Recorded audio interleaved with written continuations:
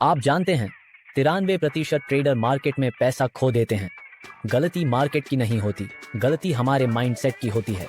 मैं हूं जीसी शर्मा, घर घर इन्वेस्टर का संस्थापक और पहले था head of financial education at national stock exchange. 30 साल से मार्केट में हूं और मेरा मिशन है trade with discipline not emotion.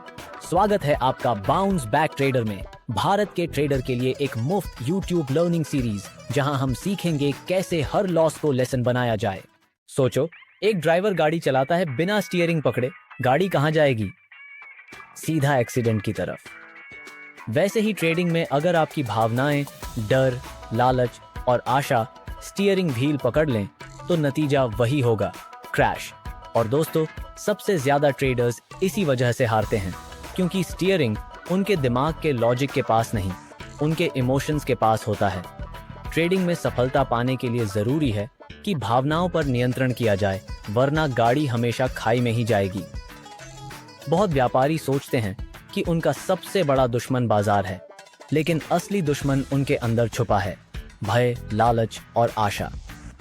डर आपको अच्छे ट्रेड मिस कराता है, लालच आपको ओवर ट्रेड कराता है, होप आपको लॉसेस मेकिंग पोजीशंस में फंसाए रखता है। यह तीन इमोशंस एक इनविजिबल केज बनाते हैं जिसमें ट्रेडर बार बार फंस जाता है। क्या आपने कभी नोटिस किया है कि जब आपका स्टॉक लॉस में होता है तो क्या आप बस उम्मीद करते रहेंगे कि कल बाजार ऊपर जाएगा? बिहेवियरल फाइनेंस के रिसर्च कहते हैं कि 70% वित्तीय निर्णय भावनाओं से प्रेरित होते हैं। ये ही ट्रैप है। सेबी के डेटा परोक्ष रूप से ये दिखाता है कि खुदरा व्यापारियों को घाटा हो रहा है क्योंकि वे अनुशासन का पालन नहीं करते हैं। मतलब सिंपल है, जब तक आप भावनाओं पर नियंत्रण नहीं रख पाते, ट्रेडिंग एक जुआ बन जाता है और जुए में हमेशा घर जीतता है, व्यापारी नहीं। इसीलिए 91% ट्रेडर्स हमेशा घाटे में रहते हैं। हर ट्रेडर के अंदर 3 बड़े ड्राइवर होते हैं। एक, डर, या तो मिस हो गया या अगर और गिर गया तो। 2, लालच, बस थोड़ा और प्रॉफिट। 3, आशा, बस अगला कैंडल ऊपर जाएगा। समस्या ये है कि जब ये इमोशंस डिसीजन लेते हैं तो आपका विश्लेषण और अनुशासन पीछे रह जाता है और परिणाम होता है आवेगपूर्ण व्यापार और बड़े नुकसान। क्या आपने भी कभी प्रॉफिट बुक करने के लिए लालच के कारण ज्यादा होल्ड किया और फिर नुकसान का सामना किया? ये ही इमोशनल ड्राइवर है। सीमा, एक गृहिणी ने अपनी बचत से ट्रेडिंग शुरू की। एक स्टॉक नीचे गिर गया पर उसने उम्मीद के चक्कर में होल्ड किया, कल ऊपर होगा।